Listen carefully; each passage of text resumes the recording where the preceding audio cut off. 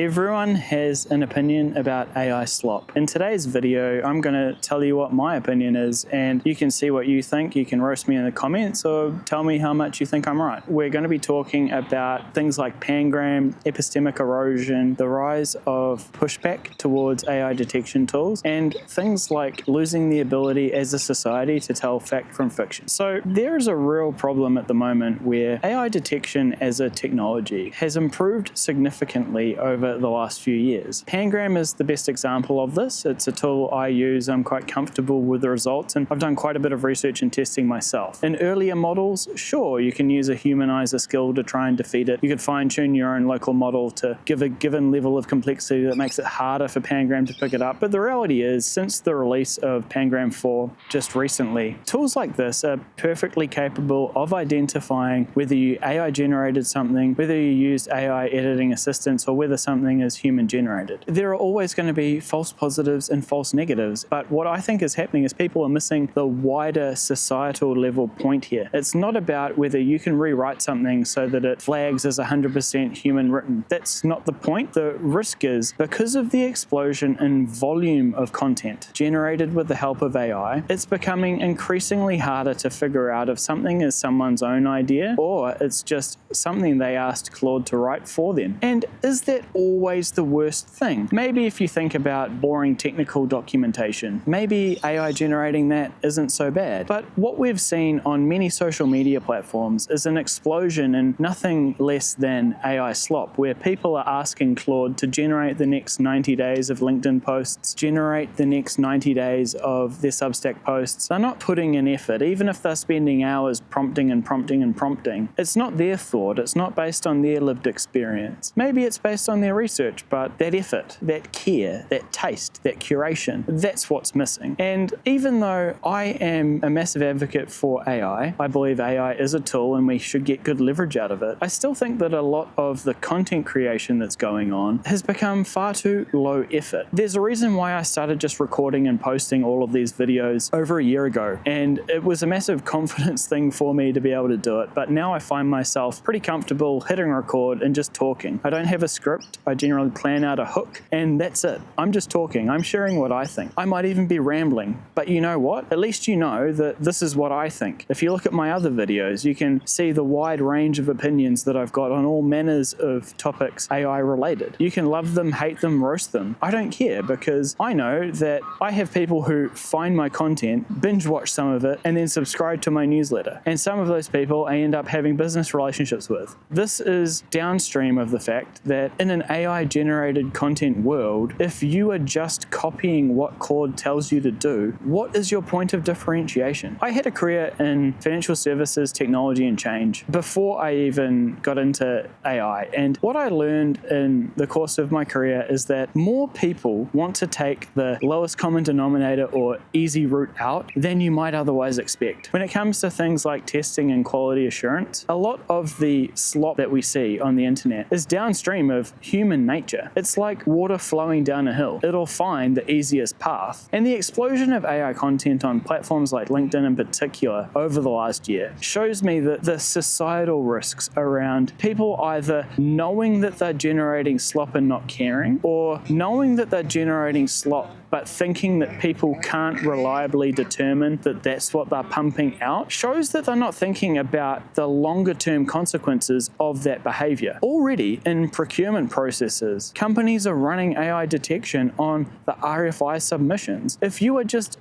dumping Claude generated responses to questions back into an RFP process, that might work today, but at some point in the next year or so, that is going to be over. All of the brands and even government agencies and politicians generating the AI generated content and dumping it onto their social media feeds, that might work today. It's not going to work in the future, because all of this ties into this wider misinformation problem in society, where platforms have to deal with so much fraud and spam and impersonation and all this sort of thing. Increasingly, a high proportion of AI generated content is linked to a lot of other bad behavior on social media platforms. So what is the logical, rational response that the platforms are going to do? They are going to limit the algo reach of this content. They are going to suspend, shadow ban, ghost ban, whatever you want to call it, the accounts that are pumping out AI slop. A lot of people who are selling you courses on how to generate more AI slop are forgetting that many of the reputational risks around heavily AI generated content don't turn up immediately. They turn up in the long run. Personally, I've leaned too heavily on AI generated content in the past, but that's not my approach now. My approach now is like I'm recording this video. I voice dictate, I use AI to help me edit, and that's it really. I'm not asking, generate me the whole essay, generate me this, generate me that. I'm using it as a tool to help me with editing. I use it heavily in research, I'll use it for thumbnail generation and all this sort of thing. But the core of what I'm saying is just me rambling. And people either love that or hate that. I'm putting it out into the world and that's me. What the problem is with AI slop is that a lot of people who are pumping it out don't realize the risk they are personally running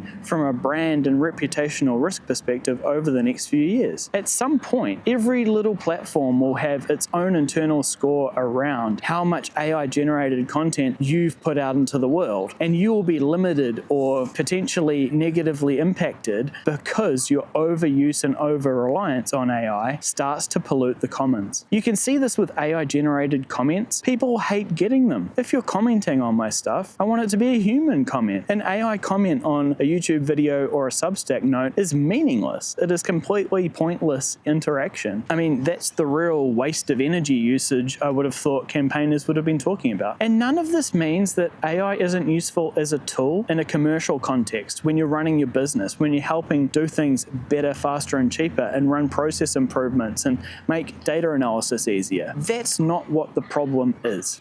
The problem is this flood of easily generated low-cost slop content muddying the waters, and people who can't easily figure out that something's AI generated or not, even if you can, a lot of people can't, and that's why tools like Pangram are useful. They're losing the ability to tell easily fact from fiction, and this is going to impact other parts of life. It's going to impact elections, it's going to impact how we think about buying products and services and evaluating them. There are examples already where AI tools are recommending entirely fake products that have been set up by activists to demonstrate to people that if something is on the internet and it's AI generated, it can end up as a product recommendation in an AI tool even if it doesn't even exist. So there are a lot of risks and concerns around all of this stuff, and even as a massive pro-AI person, I understand that we need some way to protect our brains from being completely overwhelmed with AI-produced content. This epistemic erosion over time, where unless you are using the tools heavily and you can quickly identify what is AI generated and what isn't, so none of this means that you shouldn't use AI. The issue is when people are pushing back about having it disclosed or trying to claim that AI detection tools don't work. That's when you should ask twice. On my own stuff, I generally put a AI use disclaimer, especially on the Substack posts, and I think that is a way of being fair about what you're actually using AI for and what the disclosures should be. If you've got any different thoughts, I'd love to hear from you. Drop a comment below, hit that like and subscribe. And what do you think the game plan for AI detection in society at large is? Do you think that we're going to have a point where regulation comes in,